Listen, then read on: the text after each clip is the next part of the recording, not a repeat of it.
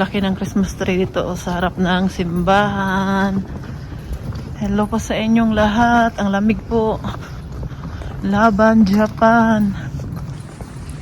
Kakaloka ang panahon dito sa Germany. Ang lamig. Ginoo ko. Pag malamig, no? Walan ka ng gana ba? Ang tamad. Nakakatamad pero hindi pwedeng magtamar-tamaran kaya daming trabaho.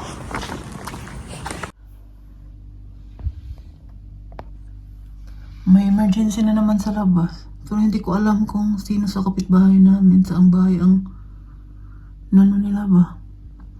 Noong Sunday din, nabigla na lang ako dahil pagpasok ko sa kwarto ni Uma, sa harap mismo ng bahay namin, 2 bumbero, ambulansya at saka yung sinasakyan ng doktor sasakyan. Kaya ko akala ko may sunog kasi pag may bumbero kasi parang may sunog ba. Tapos 2 bumbero pa naka dito sa labas ng namin. Naka-parking sa labas. Kaya sabi ko, saan na naman kaya to? Alam niyo pag may ambulansya dyan sa labas, sa gitna mismo nag-parking, walang auto makadaan. Magantay ka talaga. Antay talaga. Kahit may appointment ka pa, kailangan mo madali, patabihin mo na ang ambulansya, hindi pwede yan dito. Bago ako matulog, magligpit muna ako dito sa mga plato. Dahil tapos na, dito continue natin yung sa pag may emergency ba. Pag nagparking yan sila sa gitna ng kalsada, hindi talaga yan sila aalis hanggang hindi sila matapos. Kahit ano pa yung rason mo, ganyan, magantay ka talaga. Yan, pag may appointment ka, tapos matiming na may emergency, tapos hindi ka makadaan na, yan talaga yung problema. Pero pwede mo naman sabihin sa appointment mo na gano'n ang nangyari. O papunta kang trabaho, malate ka. Kay, importante po talaga yung mag-rescue sila. Hindi po talaga pwede na magalit ka. Katulad nung last time na si Uma dinala siya dito ba? Natin siya dito sa bahay. May kapitbahay namin nagalit. Kay yung driver na yung taga-ambulance, hindi naman yun siya emergency, pero hinatid kasi nila si Uma nung time na yun dito sa bahay. Diba si Uma hindi na nakakalakad, tapos hindi din kami pwede magsundo sa kanya dahil si Uma hindi na nakakalakad, tapos mahirap paupuin sa auto ba, yung ambulance talaga yung naghatid sa kay Uma dito sa bahay. Nagalit yung kapitbahay namin. Gusto niya patabihin yung ambulansya. Kami naman ng taga-ambulance na mag-antay daw kay nagtrabaho sa sila. Ganyan ba? Nagalit. Tapos sabi naman nung isang driver, sabi naman nung isang lalaki na kasama nung itabi mo na lang, sabi niya, tabi na lang daw yung sasakyan para makadaan, para walang gulo ba. Sabi niya, kung magreklamo ka, daw siya yun, magka-problema yun siya ba, yung kapitbahay namin.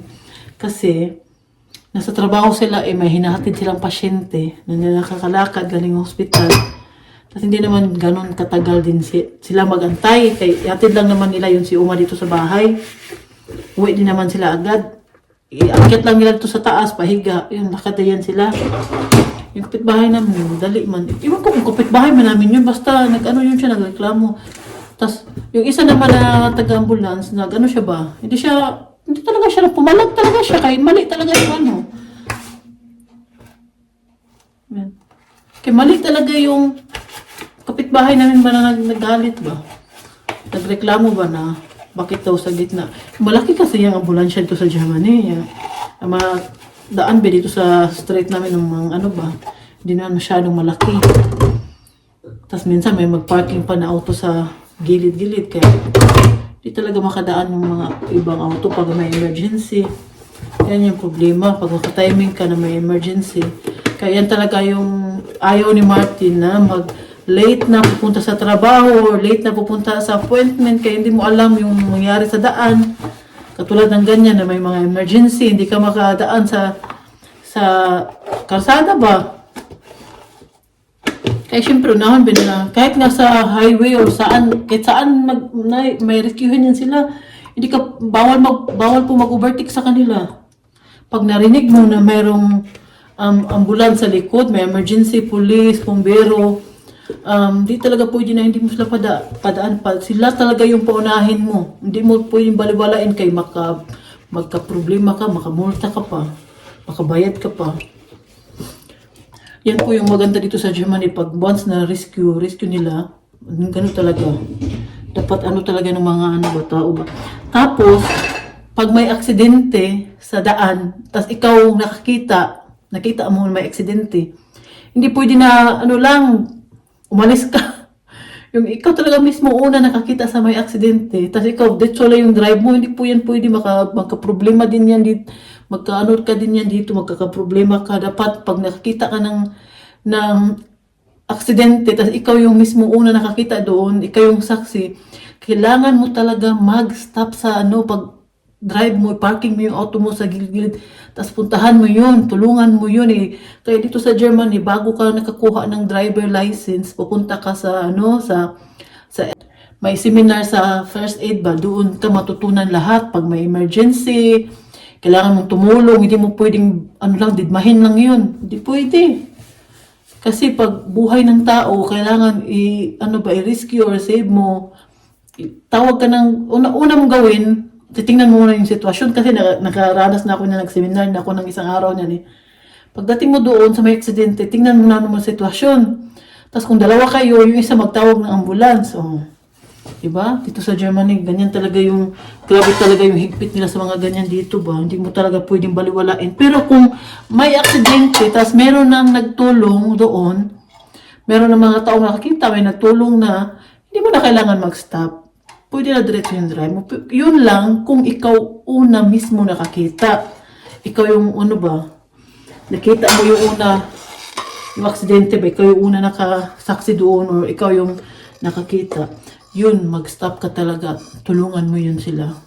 Tulungan mo kung kailangan ng tulong or depende kung ano yung nagustuhan ko dito sa Germany dahil importante ang buhay ng tao ba. Rescue talaga nila yung mga. Kaya yan dito, yan talaga yung una namangha ko dito sa Germany ba, yung ganyan ba na gaano ka-importante yung buhay ng tao dito. Hindi nila pinipili ikaw mayaman o mahirap or ikaw pinakamayaman dito. Basta kailangan mo ng tulong, andyan sila. Punta agad ng ambulance, tawag ka lang. Rescue ka agad nila. Ano yung gustuhan ko dito. Grabe ang bilib ko dyan sa dito sa last time nga may aksidente ba, tagal na yun, ilang taon na ang bata parang nahulog siya sa bed nila o nahulog siya sa hagdanan, tapos something may nahulog siya ba, tapos nauntog yung ulo niya, tapos dinala siya sa doktor ng mga bata. Sabi naman ng doktor na kailangan siya madala sa malaking hospital para hindi maganda yung nangyayari sa bata sa ulo niya ba. Yung sasakyan ng bata, kasi yung malaking hospital na dadalhan sa kanya ay aabot pa ng 1 hour, tas hindi alam kung gaano ka traffic or gaano yung sa sitwasyon sa daan nun ba, sa highway ba. Kaya yung ginawa, ang sinakyan ng bata ay yung helicopter, yung mag-rescue din ng mga pasyente, mga aksidente. Yun ang sinakyan ng bata dahil madali lang siya makaabot doon sa hospital na pagdalan sa kanya kaysa sa magsakay ng ambulance. Sa bata kasi yun siya, emergency talaga yung sa kanya, kailangan talaga siya madala agad sa hospital, sa malaking hospital. Kaya yun, nagparking talaga mismo sa gitna ng kalsada yung helicopter. Grabe, sabi ko ba, grabe mahal ko talaga ba kung gaano talaga ka-importante sa kanila dito ang buhay ng tao ba. Nagparking talaga mismo sa harap ng kalsada, doon sa malapit sa dentist ko. Doon sa pinaka-gitna na dito ba. Nag-stop po talaga doon mismo yung helicopter, at doon sinakay yung bata at dinala doon sa malaking hospital. Sa Dortmund ata yun dinala. Yun, dinala siya doon. Diba? Ganon dito. Yeah, grabe talaga yung mga akot sa Germany ba. Napakaganda po ng health insurance dito. Tingnan po niyo si Uma Si Uma, masakitin lahat ng gamit niya. Bayad ng insurance, bed niya, yung wheelchair niya. Tapos, kung magbakasyon pa kami, Magkuha kami na magbantay kay Uma, may magbayad pa sa magbantay, may budget pa yung insurance sa amin, kung magbakasyon kami, yun yung bayad namin sa magbantay kay Uma. Kung ayaw ni Uma dalhin sa unsa, sa Heim, sa Altenheim, kung saan nila yung mga matanda, ang tawag na ay Court sa Pflege. Yun, ayaw man ni Uma doon, kaya mismo, kumuha talaga kami ng mga, kakilala namin, ng bantay sa kanya ba yung kaibigan natin. Daldal ko naman ngayon, no? Kung may pinakamadaldal na tao sa mundo, ako yun. Siguro pinagli ako ng mama ko sa lubot ng manok. alam niyo po yung lubot ng manok, puwet ng manok. Kasi sabi nila, pag pinakain ka daw o naglihi yung mama mo ng puwet ng manok, pag ikaw pinanganak, ano ka, putak ka lang yung bunganga mo ba? Walang pahin. Siguro pinaglihi ako sa lubot ng manok, puwet ng manok. Ay, Diyos ko Lord. Tapusin ko nga itong trabaho ko dito. Dito ako ngayon sa eskwelahan ni Fiona. May meeting ngayon. 2:30 yung appointment ko. Si Fiona nasa loob pa. Pasok na ako. Tapos na ang meeting ni Fiona. Okay naman yung grades niya. Hindi ako halos makagalaw sa suot ko ba. Ang kapal kasi nitong suot ko ngayon. Tapos yung sa may braso. Pang sikip, di halos maigalaw yung braso ko. Hinihintay ko pala si Philip. Ang tahimik naman ngayon ito. Para mang holiday or Sunday. Pero Martes pa ngayon dito. Tahimik. Parang walang tao. Ito po yung city ng Plettenberg, pero napakatahimik.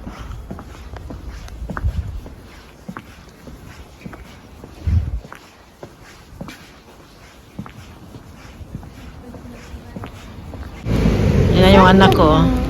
Ganda naman ang anak ko, oy. Tapos na siya. Maganda yung grades ni Fiona, kaya bukas kain kami sa paborito niyang ice cream dito sa city. Ngayon sana. Sabi ko sa kanya, darating na yung bus namin, tapos na yung ticket namin, bukas na lang. Kaya kasi kasuhin ko pa si Uma, naiintindihan naman niya, pero bilhin ko siya nito. Say ko na. Kannst du das Ding offen bekommen? Nein, du musst das jetzt Wasser, ne? Oder? Ja. Sa bahay na ako. Nakalimutan ko, meron pala akong talong dito. Gawin ko siyang tortang talong. Lalagay ko muna siya dito sa back open. Gasan ko muna to. Tapos ilagay ko siya sa back open para tatlo lang to. Ito ay Japanese na talong. Parang sa atin din, no? Sa German kasi yung talong pwede naman yung talong talaga na dito, sa ibang bansa din yun, pero mataba siya. Ito, parang sa Pinas talaga, ito yung gusto ko. Kaya gagawin ko siyang tortang talong ngayon, dahil paborito ko po talagang talong kahit igisa yung talong, basta pa. Ito po yung kakainin ni Uma ngayon, ito po ay smashed potato. Tama ba yung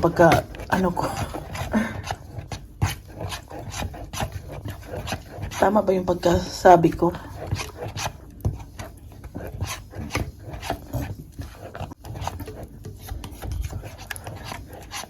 Pinainom ko muna kay Uma yung aspirin niya. At ito bibigay ko sa kanya. At yung talong natin na dito na sa loob. Tingnan natin kung ano na ba siya. Ito yung talong, Malalayo pa yan siya. Yan. Excited na ako sa ulam ko ngayon, tortang talong. Tapos sa mga bata, magawa ako ng chop suey. Dumating na yung in-order ko sa online, sa Zara. Dahil nag-order tayo noong Cyber Monday ata yun, or Black Friday. Basta may nag-order ako. Nabudol po tayo. Ito na po, dumating na siya. Ito ay regalo ko kay Philip at Fiona. Hindi ko sana siya bubuksan kasi ang ganda ng pagkabalot ba. Tingnan po ninyo. Hindi lang kasi ito kay Philip. Meron din kay Fiona. Kaya kailangan ko siyang titingnan kung kasya sa kanila or pwede ko sa uli. At kailangan ko din naman siyang tawag yan balutin ba. Hindi naman pwede na ibigay ko tong karton, tas hindi to sa kay Philip lang, kay Fiona na Meron din kay Fiona. Ito yung na-order ko kay Fiona. Oh. Minsan lang po ako namimili sa Zara dahil masanay ako sa H&M at namimili lang talaga ako dito pag may sale. Ito yung kay Fiona. In-order ko sa kanya. Wala, makasya to kasya to kay Fiona. Mahilig kasi si Fiona sa mga sweatshirt pa. Tapos, ganito yung mga design. Oh. Parang mga anime. Tapos, ganito pa yung design. Gusto niya yan. Ito lang, isa lang yung nabili ko kay Fiona. Kasi si Fiona, ang daming damit na ano niya kay Michelle ba? Isa lang yun. Ito lang. Nakutan talaga ako nito. Kasi ito yung design niya, oh, anime, diba? Si Fiona nagda-drawing yung mga ganitong mukha sa taas. Kaya, binili ko sa kanya. At makapal din siya. Maganda siya. Maganda yung tela niya. Tingnan po niyo yung normal price niya, oh. 19 euro 95. Tapos, nabayaran ko lang nitong lahat. Siguro 38 euro. Itong tatlo to eh. Ito naman ang kay Philip. Grabe nung nag-sale ang Zara. Kay ano talaga, pabilisan. Hindi talaga pwede matulog. Mag-antok-antok ka mamili doon. Ba kay, ang bilis po maubos yung ano nila. Tatlo sana yung bibilhin ko kay Philip na sweatshirt. Nako, na ano na yun. Sold out na yung dalawang ano.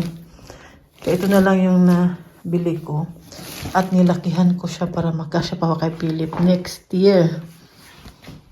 Ano siya? Pang 13 years old, 14 years old siya. 164. Tapos ito yung price niya. 22 euro 95. Sale din to. Parang kasya mo to sa akin. Akin na lang to, Philip eh. Hindi, joke lang. Kay Philip to. Gusto ko yung kulay niya. Yan. May bagong damit ng mga anak ko. Si Philip lang po talaga ang kunti lang damit. Pero to si Fiona at si Michelle, marami silang damit. At binilhan ko din si Philip ng pantalon. Parang maliit yung pantalon sa kanya. Titingnan ko muna. Titingnan natin. Parang maliit to siya. Ano ba yan si Philip, no? Malaki. Grabe. Ayan, ito kay Philip. Parang masikip to sa kanya.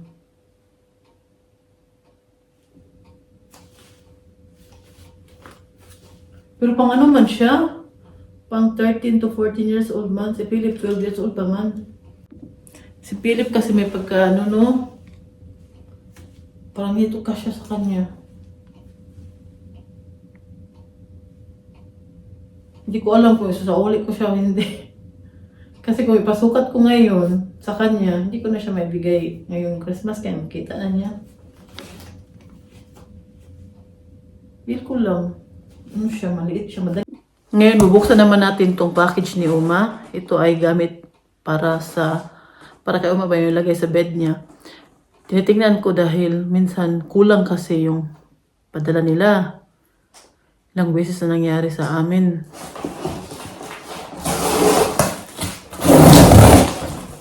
Para madala ko doon sa kwarto ni Uma. Kasi si Uma gising pa. Alas 12 na dito. Gising pa si Uma. Ako matutulog na din ako maya-maya. Kinuha ko lang doon sa baba. Ito yung pinadala nila. Oh. Ito yung gamit sa bed ni Uma. Pero ano lang to siya, isang beses lang gamitin, tapon na pagkatapos. Ano to siya, ilang 30 siya, 30 ang laman niya. At yung isa naman, ito, dalawa. Ito ay pinadala ng insurance sa amin, pero may ano sila, may company sila na saan sila nag-order ba. Yun na lang yung kinakontak namin, tapos sila na mismo nagsisend sa amin. Parang sila ng dalawa ng insurance ang kasi basta ang budget every month, 60 euro. At ito din, panglinis doon sa toilet ni Uma, sa bed niya, para iwas mga bakterya, mga virus. Ganyan, ito, itatapon na natin to. Sorry po. Sasabay namin dito sa malaking karton. Yan lang. Kasi po naggaling ako sa baba paggabi na. Panggabi kasi si Martin ngayon. Mga bata tulog na. Yan talaga yung oras na naglilinis ako, nagliligpit ako, dinadala ko yung mga nilabahan ko sa baba. Mag-map ako, pero mag-vacuum din ako mag-vacuum sa gabi kay maingay. At maglinis ako dito sa kusina. At ito, taas din namin.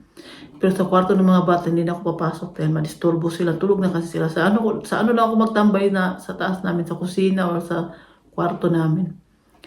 At dito sa mababa lang ako pag titingnan ko si Uma. Titingnan ko kasi si Uma gising pa.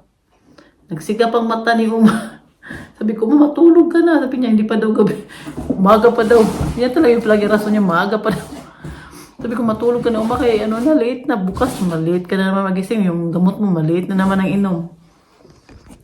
Galit man. Wala akong magawa kung ayaw pa niya matulog. Basta ako matutulog na kay bukas maaga pa ako.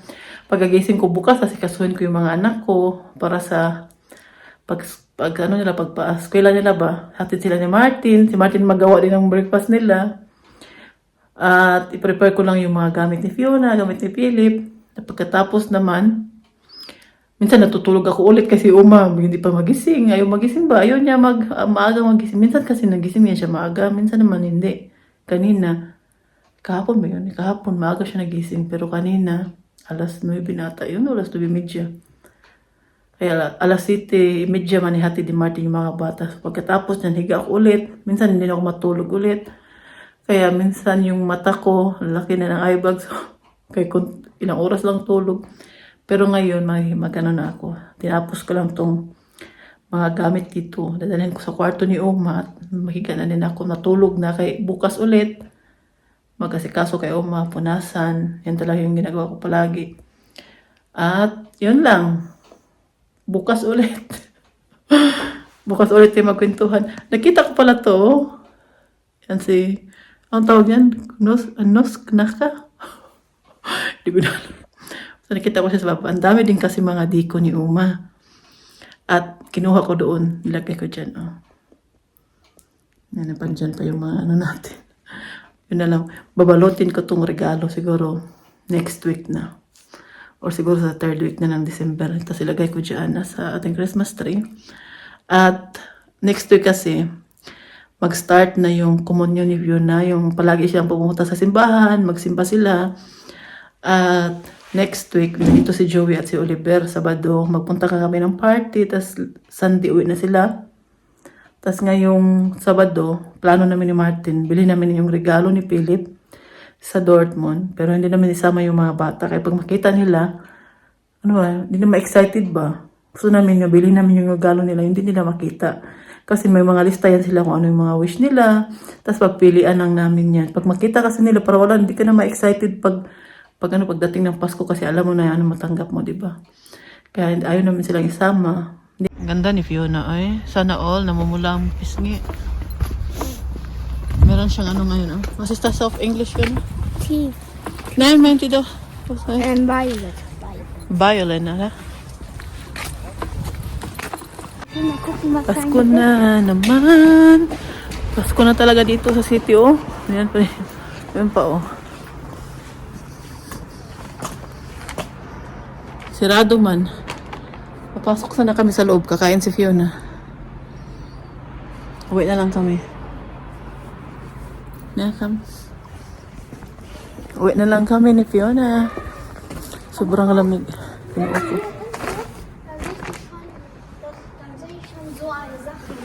Okay? Okay. Come on, Fiona. Hello, Fiona.